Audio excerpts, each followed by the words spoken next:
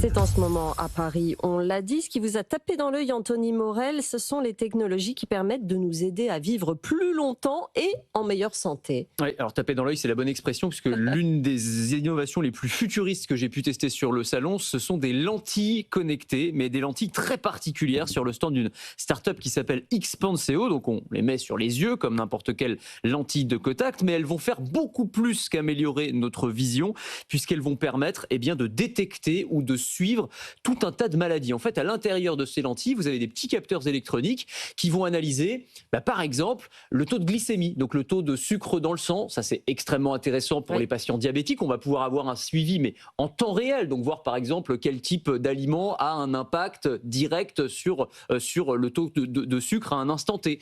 On va pouvoir aussi s'en servir pour analyser la pression dans l'œil. Donc, ça va permettre de détecter des signes avant-coureurs de certaines maladies comme le glaucome qui peuvent mener à la cécité. Et puis, le soir, quand on a fini de les utiliser, quand on va se coucher, on les met dans un petit boîtier et elles vont venir analyser dans le liquide lacrymal, dans les larmes en fait, des molécules qui peuvent même là encore détecter un certain nombre de maladies ou même de traces de médicaments pour prouver qu'on a bien pris un médicament, que le traitement fait bien un effet. Alors ça, c'est la première partie.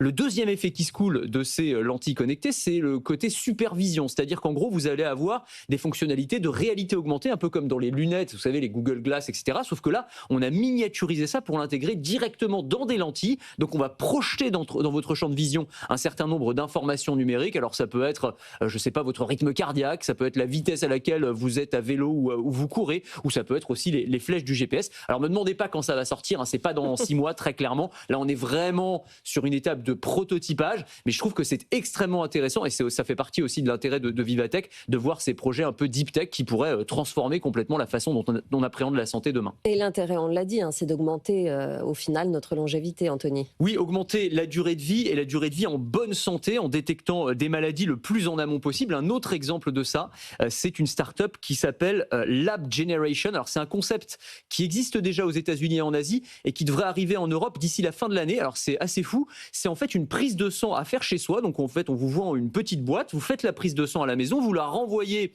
à ce laboratoire et elle va analyser 490 biomarqueurs qui vont vous donner l'âge de vos organes. Donc on va mesurer en fait, si vous voulez, 19 organes. Alors on va vous dire voilà, alors vos artères ont tel âge, vos poumons ont tel âge, votre foie.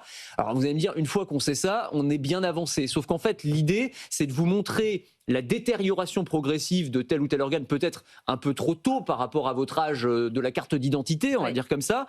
Et donc, on va vous donner des conseils pour prendre soin de votre santé. Voilà, alors, ça va souvent être faire du sport, mieux manger. Bon, après, c'est les grands classiques, évidemment. Mais ça peut être une sorte d'électrochoc. Bon, ça coûte quand même 500 €, donc ça fait cher l'électrochoc. Mais on est vraiment dans cette idée de...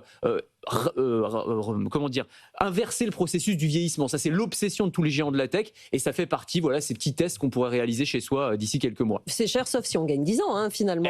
Après tout, ça dépend de ça aussi. Bon, l'un des enjeux, c'est aussi de lutter contre le cancer, qui est une de nos grandes maladies du siècle. Oui, bien sûr. Là encore, des outils de dépistage qui sont assez dingues, qui vont faciliter le dépistage. Hier, on avait une start-up en pitch pour le cancer du col de l'utérus. C'est génial. Là, c'est une autre start-up qui s'appelle Sense Biotech. Ils ont mis au point un nez électronique.